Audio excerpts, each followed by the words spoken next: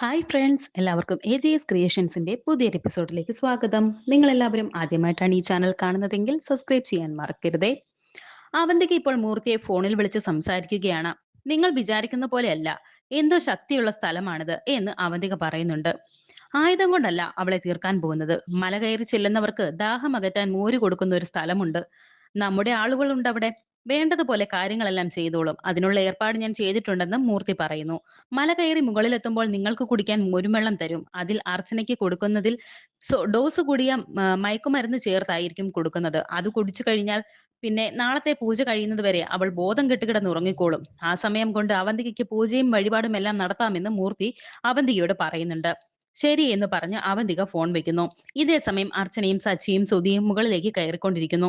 മുകളിൽ മോരും വെള്ളം ഗ്ലാസുകളിൽ ഒഴിച്ചു വെക്കുന്നുണ്ട് ഒരാൾ. മൂർത്തി അയാളെ വിളിക്കുന്നുണ്ട്. അർച്ചനയുടെ ഫോട്ടോയും അയച്ചു കൊടുക്കുന്നുണ്ട്. വേറൊരാൾ വന്ന് ഒരു പൊതി അയാളുടെ കയ്യിൽ കൊടുക്കുന്നു. മൂർത്തി ഫോണിലൂടെ പറയുന്നുണ്ട്, ആ പൊതിയിലുള്ളത് മയക്കുമരുന്നാണ്. അത് ഫോട്ടോയിലുള്ള ആൾക്ക് തന്നെ കൊടുക്കണം എന്നും മൂർത്തി അയാളോട് പറയുന്നു. ശരി, എല്ലാം പറഞ്ഞതുപോലെ ചെയ്തോളാമെന്ന് പറഞ്ഞ് അയാൾ ഫോൺ വെക്കുന്നുണ്ട്. എല്ലാവരും അവിടെ നിന്ന് മോരും വെള്ളം വാങ്ങി കുടിക്കുന്നുണ്ട്. ഒരു പയ്യനും വന്ന് 2 ഗ്ലാസ് മോരും വെള്ളം കുടിക്കുന്നുണ്ട്. അർച്ചന ഇപ്പോൾ പടികൾ കയറി വല്ലാതെ ക്ഷീണിച്ചിരിക്കുന്നു. വല്ലാത്ത ക്ഷീണം, ഞാനൊന്ന് ഇരിക്കട്ടെ എന്ന് പറഞ്ഞ് അർച്ചന അവിടെ ഇരിക്കുന്നുണ്ട്. ഇരുന്നാൽ പിന്നെ എഴുന്നേക്കാൻ സാധിക്കില്ലെന്ന് സുധി പറയുന്നുണ്ട്. അവന്തികയാണെങ്കിൽ പടി കയറി പൊക്കോണ്ടിരിക്കുകയാണ്. കയ്യിലുള്ള വെള്ളം അർച്ചനയ്ക്ക് കുടിക്കാൻ കൊടുക്കുന്നുണ്ട് സച്ചി. കാലിന് നല്ല വേദന, സൂചി കുത്തുന്നത് പോലെ എന്ന് അർച്ചന പറയുമ്പോൾ, സാരമില്ല, ഞാൻ കാല് തിരുമ്മി തരാമെന്ന് പറഞ്ഞ് സച്ചി അർച്ചനയുടെ കാല് തിരുമ്മി കൊടുക്കുന്നുണ്ട്. ഈ സമയം കൊണ്ട് അവന്തിക വളരെ വേഗത്തിൽ തന്നെ പടികൾ കയറി പോകുന്നുണ്ട്. ചേച്ചി, ഞങ്ങളും കൂടി വരട്ടെ, അവിടെ നിൽക്ക്, നമുക്ക് ഒരുമിച്ച് പോകാമെന്ന് സുധി പറയുമ്പോൾ അവന്തിക പറയുന്നുണ്ട്, നിങ്ങൾ ക്ഷീണമൊക്കെ മാറിയിട്ട് പതുക്കെ വന്നാ മതിയെന്ന്. എന്നിട്ട് അർച്ചനയെക്കാളും ആദ്യം തന്നെ അമ്പലത്തിലെത്താൻ വേണ്ടി നിൽക്കാതെ വേഗത്തിൽ തന്നെ പടികൾ കയറി പോവുകയാണ് അവന്തിക. ഇവര് ഭയങ്കര സെൽഫിഷ് ആണല്ലോ, നമ്മൾ ഒരുമിച്ച് വന്നിട്ട് എന്നൊക്കെ സുധി പറയുന്നുണ്ട്. വാ എഴുന്നേൽക്കെന്ന് സച്ചി അർച്ചനയോട് പറയുമ്പോൾ, കുറച്ചുകൂടി കഴിയട്ടെ സച്ചിയേട്ടാ എന്ന് അർച്ചന. അത് സാരമില്ല, അതിനൊരു വഴിയുണ്ട്, എഴുന്നേൽക്കടോ എന്ന് അർച്ചനയോട് സച്ചി പറയുന്നു. എന്നിട്ട് അർച്ചനയെ എടുത്തുകൊണ്ട് സച്ചി പടികൾ കയറുന്നുണ്ട്. അവന്തിക തിരിഞ്ഞു നോക്കുമ്പോൾ ഈ കാഴ്ച കണ്ട് ഇഷ്ടപ്പെടാതെ നിൽക്കുന്നുണ്ട്. എന്നിട്ട് പടികൾ കയറുമ്പോൾ കാല് മടങ്ങി വീഴുന്നുണ്ട് അവന്തിക. അടുത്തുണ്ടായിരുന്ന 2 പേർ വന്ന് അവന്തികയെ പിടിച്ച് ഇരുത്തിയിട്ട് ചോദിക്കുന്നുണ്ട്, എന്തെങ്കിലും പറ്റിയോ എന്ന്. ഇല്ല, സാരമില്ല, കാലിന് ചെറിയ വേദന, കുഴപ്പമില്ല എന്നൊക്കെ അവന്തിക അവരോട് പറയുന്നു. സച്ചിയും അർച്ചനയും സുധിയും വരുമ്പോൾ അവന്തിക ഇരിക്കുന്നത് കാണുന്നു. സച്ചി, എന്റെ കാല് വല്ലാതെ വേദനിക്കുന്നു എന്ന് അവന്തിക പറയുമ്പോൾ, എന്നാൽ ഏട്ടത്തി കുറച്ചു നേരം ഇവിടെ ഇരുന്ന് വിശ്രമിച്ചിട്ട് വന്നാ മതി എന്ന് പറഞ്ഞ് സച്ചി അർച്ചനയും കൊണ്ട് പടി കയറി പോകുന്നുണ്ട്. പിന്നാലെ സുധിയും പോകുന്നു. അവന്തിക വേദന കൊണ്ട് വയ്യാതെ അവിടെ പടിയിൽ തന്നെ ഇരിക്കുന്നുണ്ട്. ഇപ്പോൾ അമ്പലത്തിൽ നിന്നും പൂജാരി കയ്യിൽ ആരതിയുമായി സച്ചിയെയും അർച്ചനയും കാത്തു നിൽക്കുന്നുണ്ട്. കൂടെ പ്രസിഡന്റും അടിവാരത്ത് വെച്ച് കണ്ട ആ സ്വാമിയും ഉണ്ട്. സച്ചി അർച്ചനയും എടുത്തുകൊണ്ട് അമ്പലത്തിലെത്തുന്നു. എന്നിട്ട് അർച്ചനയെ അവിടെ നിർത്തുന്നുണ്ട്. പൂജാരി വളരെ സന്തോഷത്തോടെ അവരെ 2 പേരെയും ആരതി ഒഴിയുന്നുണ്ട്. അർച്ചനയും സച്ചിയും വളരെ അത്ഭുതത്തോടെ ഇതൊക്കെ നോക്കുന്നുണ്ട്. ഞങ്ങൾ നിങ്ങളുടെ വരവ് കാത്തിരിക്കുവായിരുന്നു എന്ന് ആ പ്രസിഡന്റ് പറയുന്നു. ആദ്യമായിട്ടാ ഒരു പെൺകുട്ടി പൂജകൾക്കായി ഈ മലമുകളിൽ എത്തുന്നത്. നിങ്ങൾ നിങ്ങൾ വന്നെത്തിയത് കൃത്യസമയത്താണ്. ദീപാരാധനയ്ക്ക് സമയമായി. വേഗം വന്ന് ദീപാരാധന തൊഴുതോളൂ എന്ന് പൂജാരി പറയുന്നു. പ്രധാന വഴിപാടുകളും പൂജയും എല്ലാം നാളെയാണ് നടക്കുന്നത് എന്ന് സ്വാമി പറയുന്നുണ്ട്. ഇവരിപ്പോൾ വന്നതല്ലേ ഉള്ളൂ. ദീപാരാധന കഴിഞ്ഞ് ഇവര് വിശ്രമിക്കട്ടെ എന്ന് പ്രസിഡന്റ് പറയുമ്പോൾ അർച്ചന പറയുന്നുണ്ട്, ഞങ്ങൾ മാത്രമല്ല, ഞങ്ങളുടെ കൂടെ ഒരാൾ കൂടി ഉണ്ടെന്ന്. എന്നിട്ട് എവിടെയെന്ന് പൂജാരി ചോദിക്കുന്നുണ്ട്. പടികൾ കയറി വരുന്നതേ ഉള്ളൂ എന്ന് സച്ചി പറയുമ്പോൾ പൂജാരി പറയുന്നുണ്ട്, ഈ ക്ഷേത്രമുറ്റത്ത് ആദ്യം മലകയറി എത്തുന്ന സ്ത്രീയെ സ്വീകരിക്കുക എന്നത് ദേവിയുടെ തീരുമാനമാണ്. ഇനി വരുന്നവർ ആരായാലും കുട്ടിക്ക് പിന്നാലെയാണ്.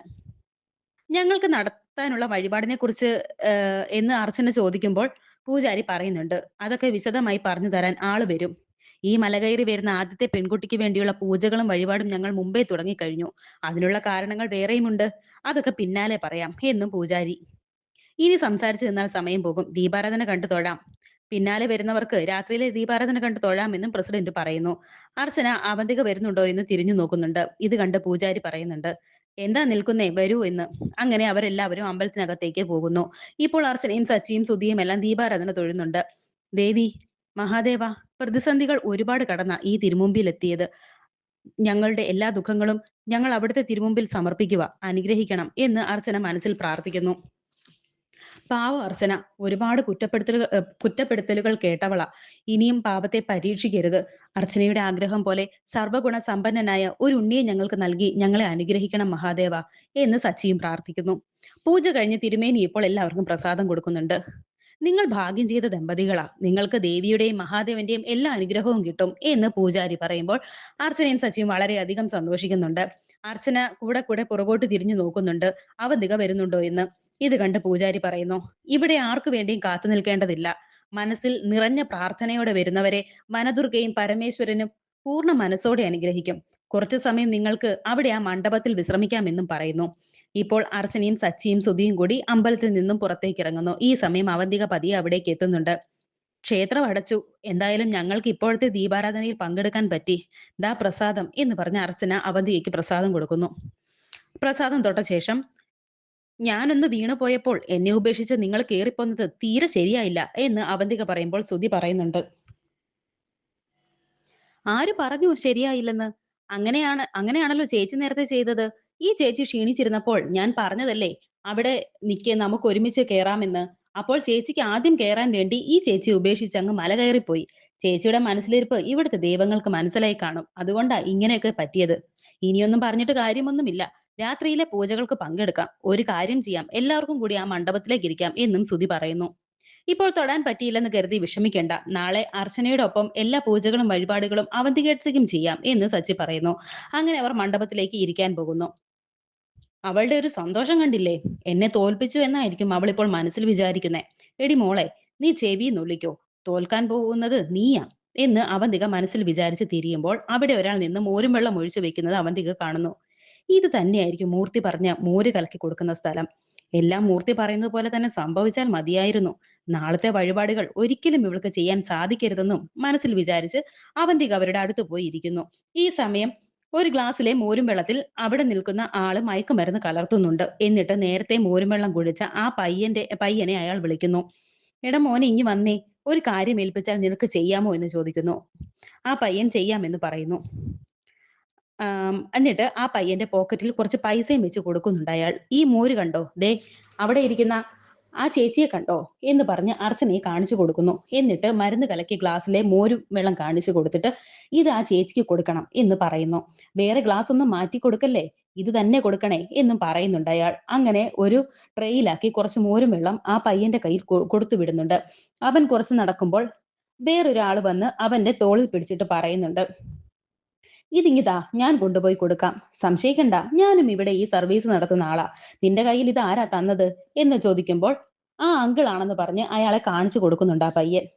നീ ഇങ്ങിതാ, ഞാൻ കൊടുക്കാമെന്ന് അയാൾ പറയുമ്പോൾ ആ പയ്യൻ പറയുന്നുണ്ട്, വേണ്ട, ഞാൻ തന്നെ കൊടുത്തോളാമെന്ന്. നിന്നെ അവിടെ ആ പൂജാരി വിളിക്കുന്നുണ്ട്. ആ, നിന്നെ തന്നെ. ഇത് ഞാൻ പോയി കൊടുത്തോളാം, നീ ചെല്ല് എന്ന് പറഞ്ഞ് ആ പയ്യന്റെ പോക്കറ്റിൽ കുറച്ച് പൈസ അയാളും വെച്ച് കൊടുക്കുന്നുണ്ട്. നീ ഇത് കൊണ്ടുപോയി ആ വഞ്ചിയിലിട്ടേക്ക് എന്ന് പറഞ്ഞ് ആ പയ്യന്റെ കയ്യിൽ നിന്ന് മോരും വെള്ളമുള്ള ആ ട്രേ വാങ്ങുന്നു. ഇത് കണ്ട് മൂർത്തിയുടെ ആള് അയ്യോ എന്ന് പറഞ്ഞ് തലയ്ക്ക് കൈ കൊടുക്കുന്നുണ്ട്. എല്ലാവർക്കും നല്ല ക്ഷീണം കാണും. ക്ഷീണമകറ്റാൻ ഈ മോര് കുടിക്ക് എന്ന് അർച്ചനയുടെയൊക്കെ അടുത്ത് വന്ന് അയാൾ പറയുന്നു. നിങ്ങൾ ആരാ എന്ന് സച്ചി ചോദിക്കുമ്പോൾ, ഞാൻ ഒരു മഹാദേവ ഭക്തനാ. ഇതൊരു സർവീസാ. പൂജയുള്ള എല്ലാ ദിവസവും ഞാനിവിടെ ഉണ്ടാകും. നിങ്ങൾ മോര് കുടിക്ക് എന്ന് പറഞ്ഞ് അയാൾ എല്ലാവർക്കും മോര് കൊടുക്കുന്നു. അവന്തിക ഇത് മൂർത്തിയുടെ ആളാണെന്ന് കരുതി വളരെയധികം സന്തോഷിക്കുന്നുണ്ട്. അങ്ങനെ എല്ലാവരും മോര് കുടിക്കുന്നു. അർച്ചന മോര് കുടിക്കുന്നത് കണ്ട് അവന്തികയും വളരെയധികം സന്തോഷത്തോടെ മോര് കുടിക്കുന്നുണ്ട്. നിങ്ങൾ ഇവിടെ ഇരിക്കെ, എനിക്ക് ഇനിയും കുറച്ചുകൂടെ ജോലിയുണ്ട്. ഞാൻ ഇവിടെ തന്നെ കാണും, പിന്നീട് കാണാം എന്ന് പറഞ്ഞ് അയാൾ അവിടെ നിന്നും പോകുന്നു. വരാനിരിക്കുന്ന പുതിയ എപ്പിസോഡുകൾക്കായി വീണ്ടും കാണാം. Thank you for watching.